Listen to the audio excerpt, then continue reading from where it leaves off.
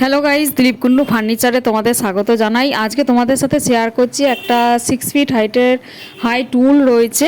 এই টুলগুলো তোমরা সেগুন, সোনাঝুরি, মেহগুনি, পাইন কাঠের পেয়ে যাবে।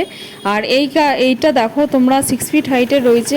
অনেক সময় উঁচু জায়গা থেকে জিনিসপত্র নামাতে হয়, তারপরে দেয়ালে ঝুল ঝাড়ার জন্য, তারপরে বাংকার থেকে অনেক সময় জিনিস ওঠানো নামানোর জন্য এই টুলগুলো সাধারণত তৈরি হয়।